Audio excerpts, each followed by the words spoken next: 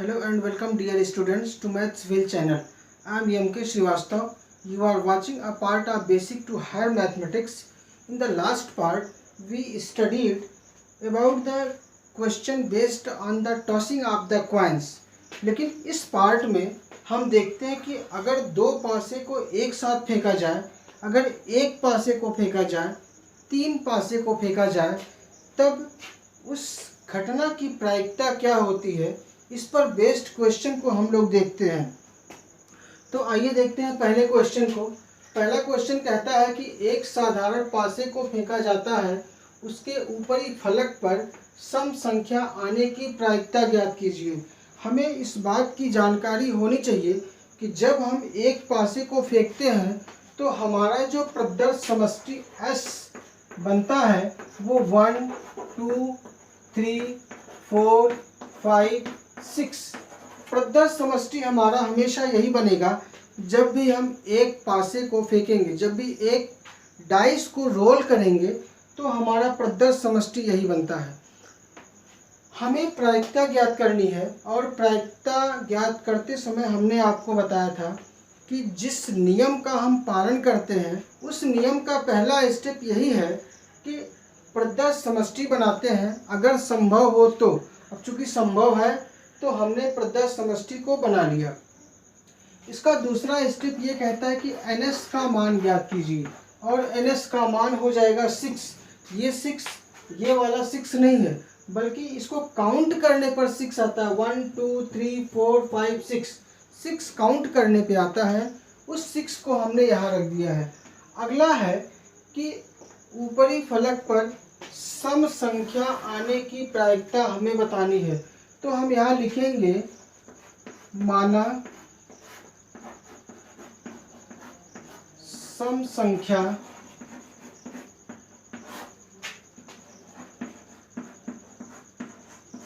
आने की घटना ई है। हमने क्या किया कि सम संख्या आने की घटना को ई मान लिया। जो हमारी इच्छित घटना होती है, जो हमारी अनुकूल घटना होती है, उसको हम एक नाम दे देते हैं। हम उसको A, B, C, D कुछ भी कह सकते हैं। तो हमने इसको ई कह दिया। सम संख्या आने की घटना को हमने ई मान लिया। अब हम बनाते हैं सैम टू घटना के अनुकूल प्रतिफलों का समुच्चय। चूंकि हमें सम संख्या की प्रायिकता ज्ञात करनी है तो सम संख्या इसमें क्या होगा 2, 4, 6 2, 4, 6 ये हो गया घटना के अनुकूल प्रतिफल। अगला पॉइंट कहता है NE का मान ज्ञात कीजिए। NE का मान क्या होगा 1, 2, 3 हो जाएगा 3। अब हम निकालते हैं प्रायिकता यानी PE का मान। PE इज इक्वल टू होता है NE upon NS equal to NE का मान 3 अपान NS का मान 6। इसको हल करने पर मिल जाएगा 1/2। तो ये इस क्वेश्चन का आंसर हो जाएगा।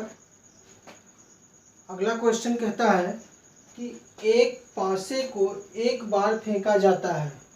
एक पासा है, उस पासे को एक बार फेंका जाता है। तो अब सोचिए ज़रा से कि अगर हम पासे को एक बार फेंकेंगे तो उसकी जो प्रदर्श समष्टि बनेगी वो तो यही बनेगी। S इज इक्वल टू 1, 2, 3, 4, 5, 6 ये हो जाएगा और NS का मान भी 6 हो जाएगा।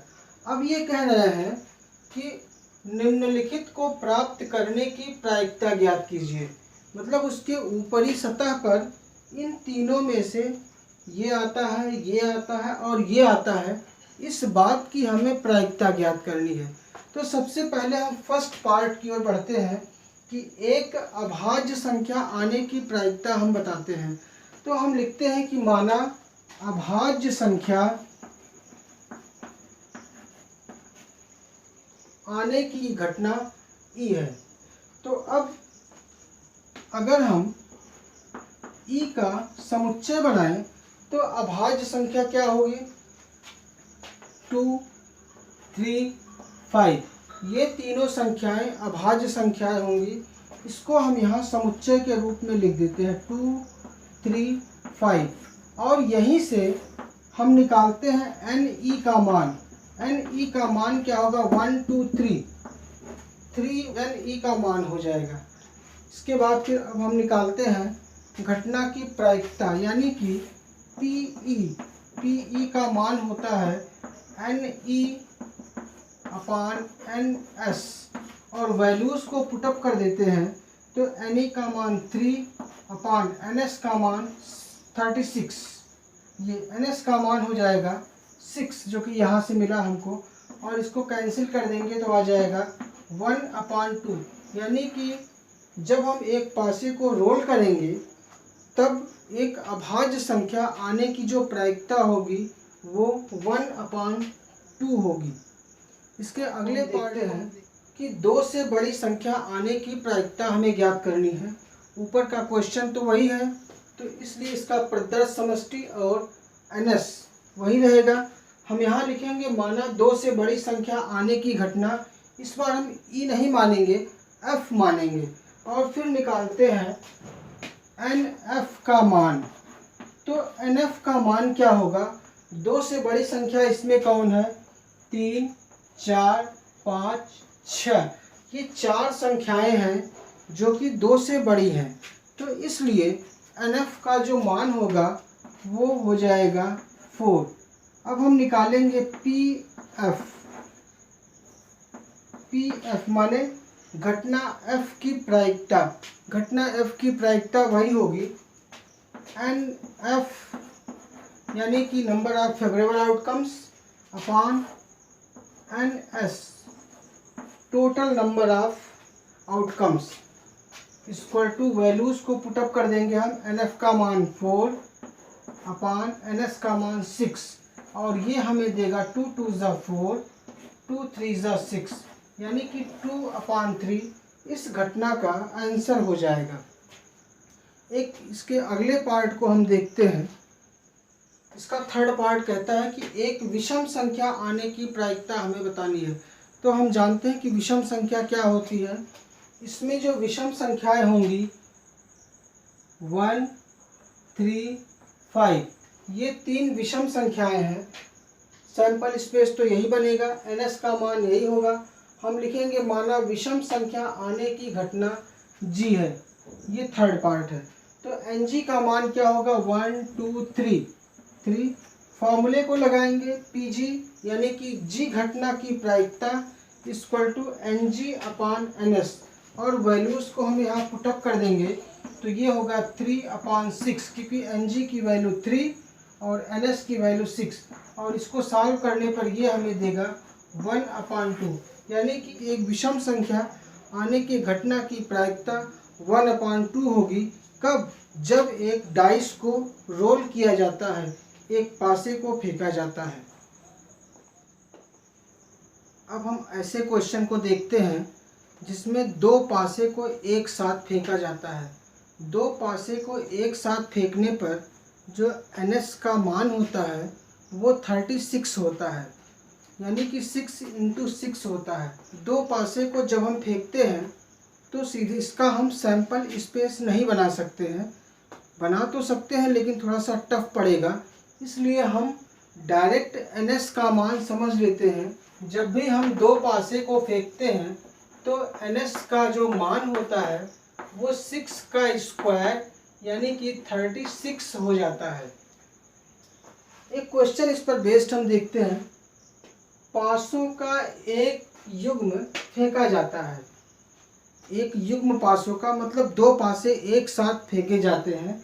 होता क्या है कि जब हम 2 पासे को एक साथ फेंकते हैं तो सीधे सीधे NS का मान 36 हम लिख लेते हैं। यदि कम से कम एक पर अंक 5 आता है, यानी कि जब हम 2 पासे फेंकेंगे, एक डाइस हम इसको रोल करेंगे और एक डाइस इसको रोल करेंगे, तो कम से कम एक पर 5 आता है। मतलब कि इस पर 5 आ सकता है, या तो इस पे 5 आ जाए, एक घटना वो हो गई, या तो इस पे ना आकर के इस पर 5 आ जाए, एक वो घटना हो गई, और या तो फिर दोनों पर 5 आ जाए। मतलब इस 3 घटनाओं के बारे में हमें डिस्कस करना है। अब ये कह रहे हैं कि एक कम से कम 1 पर 5 आता है, तो सोचिए ज़रा सा, कम से कम 1 पर जब 5 आएगा तो योग 9 या अधिक आने की प्रायिकता ज्ञात कीजिए। मतलब कम से कम एक पासे पर 5 आ जाए और दूसरे पासे पर उसके साथ में जो आएगा, पहले पासे पर 5 आएगा तो दूसरे पर भी तो कुछ आएगा, तो उन दोनों अंकों का जो योगफल होगा वो 9 होना चाहिए, यानी कि 9 होना चाहिए या उससे ज़्यादा होना चाहिए। दोनों का योगफल 9 से कम नहीं होना चाहिए। लेकिन शर्त ये है कि पहले पासे पर 5 आना चाहिए, यानी कि जो ई बनेगा, ई का जो समुच्चय बनेगा उसमें पहले पासे पर 5 आना चाहिए। जब पहले पासे पर 5 आएगा तो योगफल 9 या उससे ज़्यादा आने के लिए दूसरे पासे पर 4 का आना ज़रूरी है, क्योंकि 5 + 4 9 होगा। या अगर पहले पासे पर 5 आता है तो दूसरे पासे पर 5 भी आ सकता है, क्योंकि 5 + 5 10 हो जाएगा। फिर इसी तरीके से 5 पहले पासे पर 5 के साथ दूसरे पासे पर 6 भी आ सकता है, ये हो सकता है। अब ये कह रहे हैं कि ये तो पहले पासे की बात रही कि जब पहले पासे पर 5 आएगा तो दूसरे पर क्या क्या आ सकता है, 4 5 6, क्योंकि इसका योगफल 9, इसका योगफल 10, इसका योगफल 11, जो कि 9 है या 9 से ज़्यादा है। अब ये कह रहे हैं कि पहले पासे पर अगर 5 नहीं आता है तो दूसरे पर भी आ सकता है, क्योंकि इन्होंने कहा है कि कम से कम एक पासे पर 5 आना चाहिए। यानी अगर पहले पर नहीं आता है तो दूसरे पर भी आ सकता है। दूसरे पासे पर अगर 5 आ जाता है तो योगफल 9 होने के लिए या 9 से ज़्यादा होने के लिए 4 का होना ज़रूरी, क्योंकि 4 + 5 9 हो जाएगा। इसी तरीके से अगर दूसरे पासे पर 5 आता है तो पहले पासे पर 5 आ जाएगा, तो 5 + 5 मिल करके 10 हो जाएगा, जो कि 9 से ज़्यादा होगा। लेकिन इसको हम नहीं लेंगे, इस 5, 5 को हम छोड़ देंगे। वो इसलिए क्योंकि 5, 5 तो पहले ही हो चुका है। अब दूसरे पासे पर 5 होने के साथ पहले पासे पर 6 हो सकता है, तो उसका योगफल भी 9 से ज़्यादा हो जाएगा। तो ये प्रदर्श समष्टि बन जाएगी इस कंडीशन के हिसाब से कि पहले एक पासे पर कम से कम एक पासे पर 5 आए और उन दोनों का योगफल 9 हो या 9 से ज़्यादा हो। तो ये देखिए, एक पासे पर कम से कम 5 तो होगा ही। देखिए ये इसमें इस प्रदर्श बिंदु में पहले पासे पर 5 है, इस प्रदर्श बिंदु में दोनों पर 5 है, इस प्रदर्श बिंदु में पहले पर 5 है, इस प्रदर्श बिंदु में दूसरे पर 5 है, इस प्रदर्श बिंदु में दूसरे पर 5 है। तो कम से कम एक पर 5 है। लेकिन साथ में एक कंडीशन और सेटिस्फाइड करना चाहिए कि दोनों का योगफल या तो 9 आए या 9 से ज़्यादा आ जाए। तो ये देखिए, 5 + 4 9, 5 + 5 10, 5 + 6 11, 4 + 5 9, 6 + 5 11, जो कि 9 है या 9 से ज़्यादा है। आप और कोई भी ऐसा प्रदर्श बिंदु नहीं बना पाएंगे जिसका योगफल या तो 9 हो या 9 से ज़्यादा हो। और साथ में एक कंडीशन और है कि किसी एक पासे पर 5 आ जाए, तो ये बनेगा प्रदर्श बिंदु। इसलिए एन ई का क्या मान होगा, यहाँ पर इसको हम थोड़ा सा नीचे लिख देते हैं कि एन एस का जो मान होगा वो 6 का स्क्वायर 36 होगा। एन ई का जो मान होगा वो क्या हो जाएगा, 1 2 3 4 5। इसलिए पी ई की जो वैल्यू होगी वो NE/NS, और जब वैल्यूज पुटअप करेंगे तो NE की वैल्यू 5/NS की वैल्यू 36। तो ये इसका आंसर हो जाएगा 5/36। यहाँ पर ई क्या है? ई है कि कम से कम 1 पर अंक 5 और योग 9 या अधिक आने की घटना है। उसको, इतने बड़े सेंटेंस को इस ई से डिनोट कर दिया गया है। ई का मतलब वही हुआ। तो ये रहा इस क्वेश्चन का आंसर। और इसमें हम देखते हैं कि हमारा ए ऑप्शन सही होगा। एक अगले क्वेश्चन की ओर हम बढ़ते हैं। अगला क्वेश्चन कहता है कि दो पासे एक साथ फेंके जाते हैं। दोनों पासों की संख्याओं का योगफल 7 आने की प्रायिकता ज्ञात कीजिए। 2 पासे फेंके जाते हैं, हमें योगफल 7 आने की प्रायिकता ज्ञात करनी है। तो हम ये जानते हैं कि जब हम प्रायिकता निकालते हैं तो सबसे पहले हम क्या करेंगे कि सैंपल स्पेस लिखते हैं। लेकिन जब हम 2 पासों को फेंकते हैं तो सैंपल स्पेस थोड़ा बड़ा बनता है, इसलिए हम सैंपल स्पेस यानी कि प्रदर्श समष्टि नहीं बनाएंगे। अगला पॉइंट हमारा होता है NS का मान ज्ञात करना। NS का मान क्या होगा कि जब हम 2 पासे को फेंकेंगे तो NS का मान यानी प्रदर्श बिंदुओं की संख्या 6 की पावर 2, जैसे एक पासे को फेंकने पर कुल प्रदर्श बिंदुओं की संख्या 6 इंटू दूसरे पासे को फेंकने पर 6, तो ये कुल हो जाएगा 36। कुल प्रदर्श बिंदुओं की संख्या 36 हो जाएगी। या तो हम ये कह सकते हैं कि 2 पासे को एक साथ फेंकने पर प्रदर्श बिंदुओं की संख्या 6 की पावर 2, तो वो भी 36 हो जाएगी। अब हमें बनानी है घटना 7 आने की प्रायिकता। तो माना योगफल 7 आने की घटना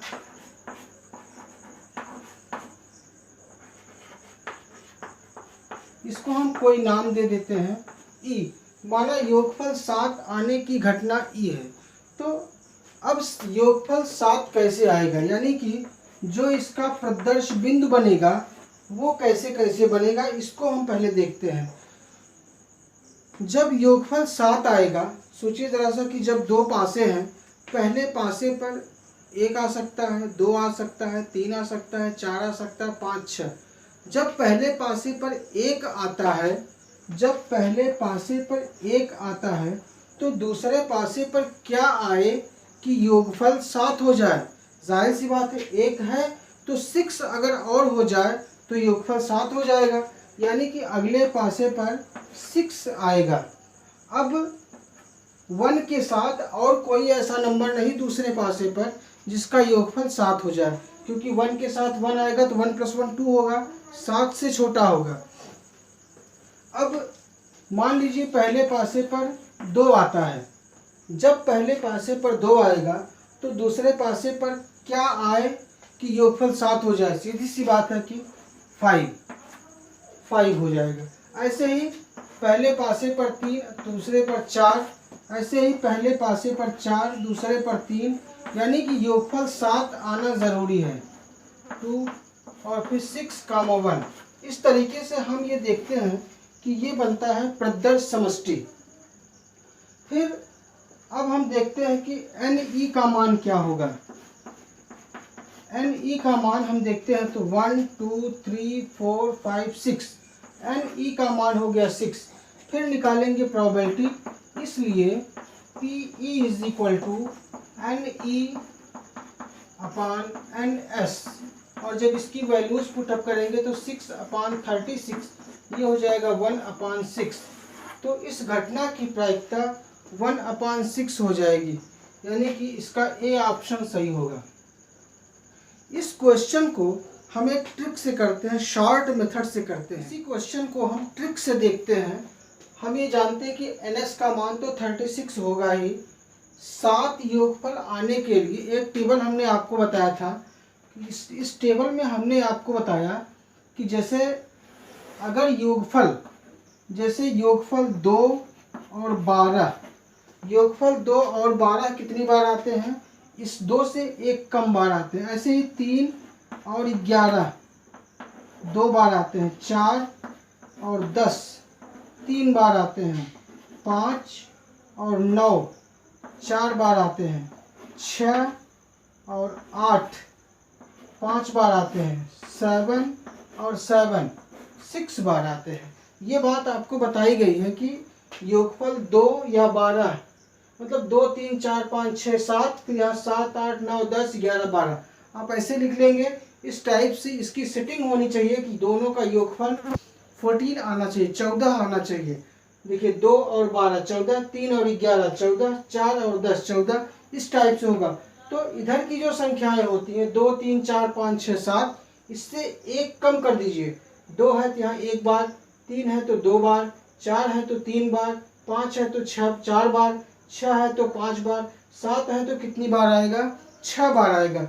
इसका मतलब ये हुआ कि जो NE का मान होगा वो 6 होगा, यानी कि डायरेक्ट हम लिख सकते हैं NE = 6। फिर निकालते हैं PE, तो PE = 6/36, वो आ जाएगा 1/6। यानी कि जो हमने सैंपल स्पेस बनाया था उसकी ज़रूरत नहीं थी, बस डायरेक्ट हमने देखा कि योगफल को 7 आना है, तो 7 से एक कम 6 हो जाएगा। यानी का मान NE/NS 6/36, वो हो जाएगा 1/6। तो इस तरीके से हमने इस क्वेश्चन को देखा।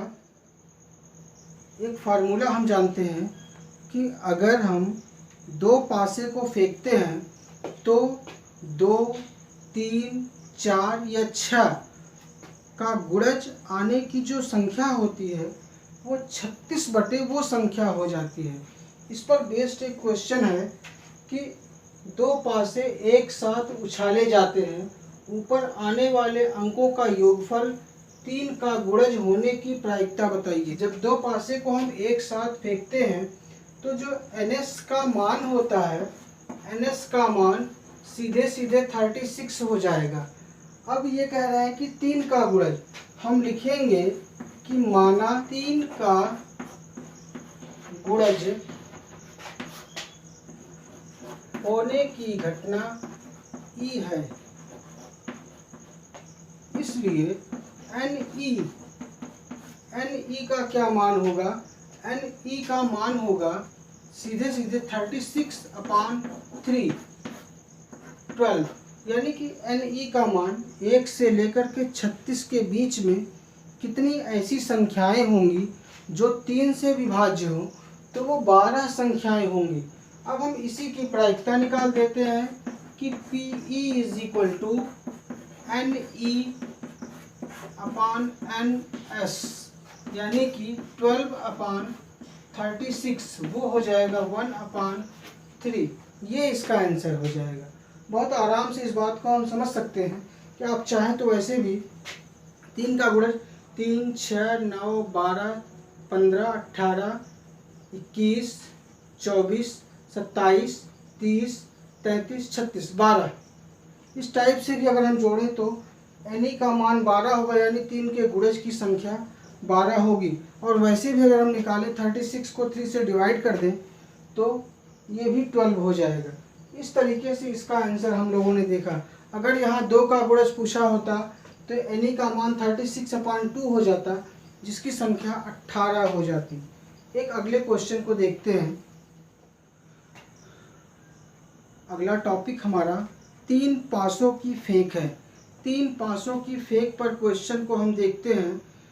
इससे पहले हमें ये समझ लेना ज़रूरी है कि जब हम 3 पासों को फेंकते हैं तो इस बात को हम पहले ही सीख चुके हैं कि 3 पासों को फेंकने पर योगफल कितना आता है और वो कितनी बार आता है।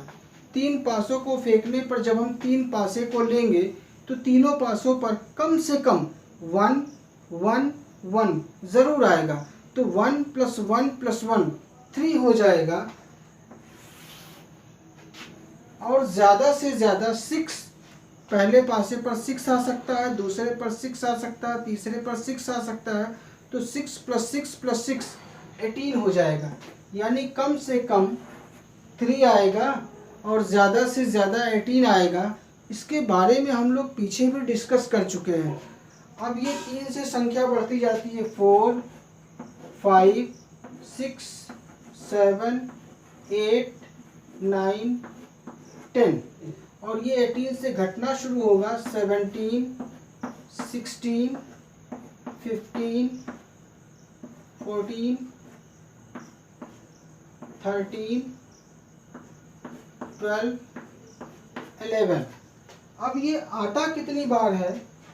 3 एक बार आएगा, इसमें 2 जोड़ेंगे 3 बार आएगा, फिर ये 6 बार आएगा और ये 10 बार आएगा।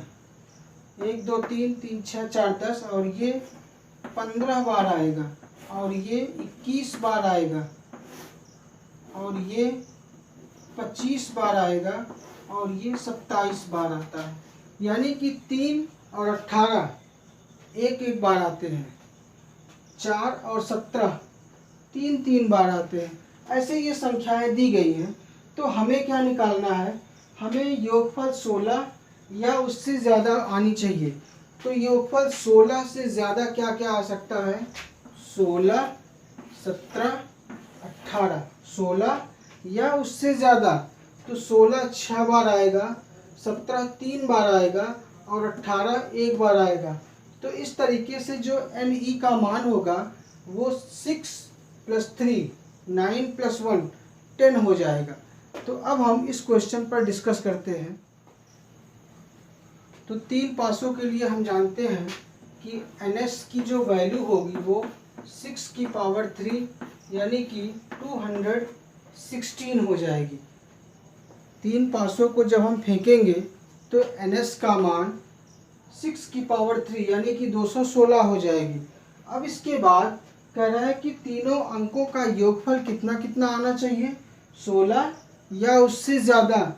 तो जो NE का मान होगा, NE का मान 16 कितनी बार आएगा? 6 बार आएगा। उससे ज़्यादा 17 कितनी बार आएगा? 3 बार आएगा। उससे ज़्यादा 18 कितनी बार आएगा? 1। इसलिए PE = NE/NS और ये हो जाएगा 10/216। बहुत करेंगे इसको 2 से कैंसिल कर देंगे तो ये हो जाएगा 5/108 इसका आंसर हो जाएगा।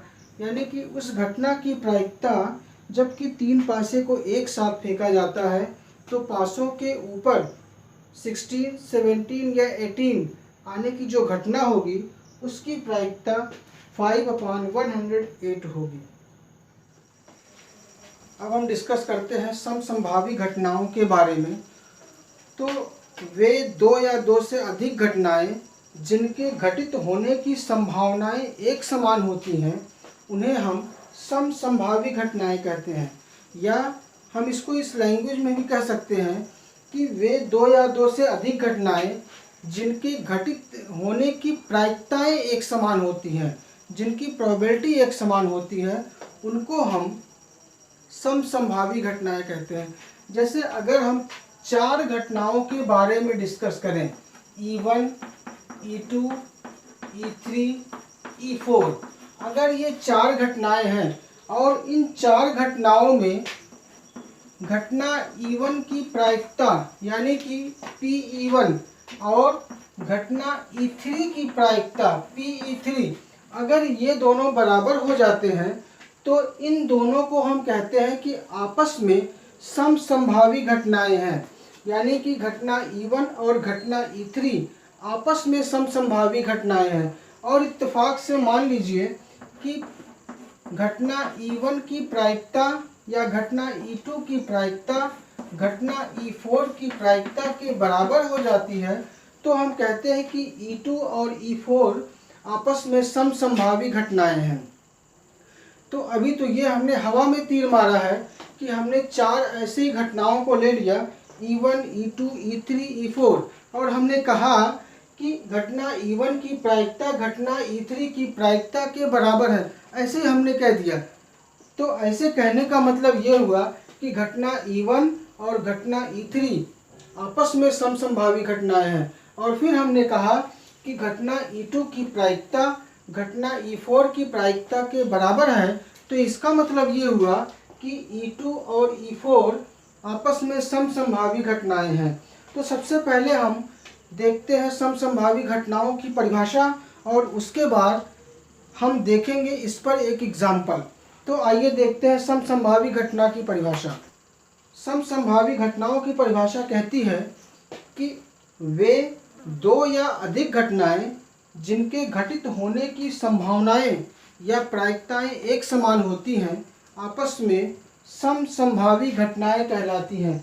जो कि यहाँ पर लिखा हुआ है कि वे दो या अधिक घटनाएं जिनके घटित होने की संभावनाएं या प्रायिकताएं, संभावना और प्रायिकता, ये शुरू में ही फर्स्ट पार्ट में ही ये बात बताई गई है कि संभावना और प्रायिकता दोनों एक ही चीज़ें हैं, कि संभावनाएं या प्रायिकताएं एक समान हों, आपस में समसंभावी घटनाएं कहलाती हैं। समसंभावी घटनाएं आप तब तक नहीं समझ पाएंगे जब तक कि हम उस पर एक एग्जाम्पल नहीं ले लेते हैं। तो आइए उस पर एक एग्जाम्पल लेते हैं और समझते हैं कि समसंभावी घटनाएं क्या होती हैं। समसंभावी घटनाओं की अच्छी खासी क्लियरिटी के लिए हम एक क्वेश्चन लेते हैं। क्वेश्चन कहता है कि दो पासे को एक साथ फेंकने पर निम्न घटनाओं की प्रायिकता बताइए। ये 4 क्वेश्चन इसमें दिए हुए हैं। पहला है दोनों पासों पर समान अंक प्राप्त हो, दूसरा योगफल 3 का गुणज प्राप्त हो, तीसरा योगफल 12 प्राप्त हो, चौथा योगफल 3 आ जाए या 5 आ जाए या 7 आ जाए। तो इन घटनाओं की हमें प्रायिकता बतानी है। हम ये जानते हैं कि जब हम दो पासों को एक साथ फेंकते हैं तो NS की वैल्यू सीधे सीधे 36 हो जाती है। अब हम फर्स्ट पार्ट पे डिस्कस करते हैं। इसमें हम ये कंसीडर कर लेते हैं कि फर्स्ट पार्ट में जो घटना घटती है वो E1 है, सेकंड पार्ट में जो घटना घटती है वो E2 है, और इसके लिए E3 और इसके लिए E4 है। फर्स्ट पार्ट पे जब हम डिस्कस करेंगे तो NE1 की वैल्यू क्या होगी, यानी कि दोनों पासों पर समान अंक प्राप्त होगा। ऐसी घटनाएं कितनी बार घटेंगी? केवल 6 बार घटेंगी, क्योंकि पहले पर 1 दूसरे पर 1 समान संख्या होगी, 2 2 समान संख्या होगी, 3 3 इस पर 3 इस पर 3, 4 4 5 5 6 6। तो ऐसी 6 घटनाएं होंगी जो कि यहाँ पर घटित होंगी। हम यहाँ पर निकालेंगे इस घटना की प्रायिकता, यानी कि PE1, ये हो जाएगा NE1 अपान NS, और इसकी वैल्यू होगी 6 अपान 36, जो कि सॉल्व करने पर हमें 1 अपान 6 दे देगा। तो घटना E1 की प्रायिकता 1 अपान 6 हो जाएगी। अब हम दूसरे घटना की प्रायिकता निकालते हैं। 3 का गुणज प्राप्त हो, दूसरे पार्ट में 3 का गुणज कितनी बार आएगा?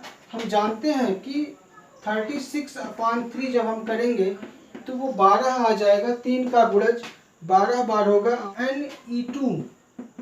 NE2 की जो वैल्यू होगी वो 12 हो जाएगी, और फिर PE2 की वैल्यू जब हम निकालेंगे तो वो हमें मिलेगा NE2 यानी 12 अपान 36, वो आ जाएगा 1 अपान 3। तीसरी घटना के बारे में हम देखते हैं कि योगफल 12 प्राप्त हो। इसके थर्ड पार्ट के लिए NE3 की वैल्यू हम देखते हैं 1 होती, क्योंकि थर्ड पार्ट की घटना को हम E3 कंसीडर कर लेते हैं। अब हम निकालेंगे PE3 की वैल्यू। PE3 की वैल्यू हो जाएगी NE3 यानी अपान 1 अपान 36। तो ये हो जाएगा इसका आंसर 1 अपान 36। अगले पार्ट को हम देखते हैं। इसमें कहता है कि योगफल 3 5 या 7 प्राप्त हो। 3 5 या 7 प्राप्त करने के लिए देखिए यहाँ पर 3 5 7। तो फोर्थ पार्ट के लिए NE4 की वैल्यू क्या हो जाएगी? 3 कितनी बार आएगा? 2 बार आएगा, प्लस 5 कितनी बार आएगा? 4 बार आएगा, और इसी तरीके 7 कितनी बार आएगा? 6 बार आएगा। इसको जब हम ऐड करेंगे 2 + 4 6, 6 + 6 12 हो जाएगा। और इस घटना की हम प्रायिकता निकालेंगे, PE4 की वैल्यू हो जाएगी 12 यानी 4/36, जो कि हमें मिलेगा 1/3। इस तरीके से हमने PE1, PE2, PE3 और PE4 को निकाला। अब अगर इसके बारे में हम सर्वे करें तो हमें मिलता है कि PE1 की वैल्यू 1/6 है, PE2 की वैल्यू 1/3 है, PE3 की वैल्यू 1/36 है और PE4 की वैल्यू 1/3 है। तो यहाँ से हम ये समझते हैं कि since probability of E3 equal to probability of E4, देखिए E2 की प्रायिकता E3 की प्रायिकता के बराबर है, लेकिन ये सब अलग अलग है। तो हम सिर्फ इन दोनों को लेते हैं कि since probability of E3 equal to probability of E4, तो इसलिए हम क्या कहेंगे, इट्स इम्प्लाइज कि E3, या ऐसे हम लिखें घटनाएं E3 तथा E4 आपस में समसंभावी घटनाएं हैं। तो हम ये लिख सकते हैं कि E2 तथा E4 PE3 है। हम देखते हैं कि PE2 इक्वल टू PE4, तो E2 और E4 आपस में समसंभावी घटनाएं होंगी। तो इस तरीके से हम लोगों ने समसंभावी घटनाओं के बारे में एक एग्जाम्पल लेकर के उसको देखा। एक अगला क्वेश्चन देखते हैं। हम ये जानते हैं कि किसी भी घटना की प्रायिकता हमेशा 0 और 1 के बीच में होती है। किसी भी घटना की प्रायिकता न तो 0 से छोटी हो सकती है और न तो 1 से ज़्यादा हो सकती है। इस पर बेस्ड एक क्वेश्चन हम देखते हैं, निम्नलिखित में से कौन सी संख्या किसी घटना की प्रायिकता नहीं हो सकती है? 2/3, 1.5, 15% और 0.7। हमें बताना है कि इन चारों में से कौन सी संख्या किसी घटना की प्रायिकता नहीं हो सकती।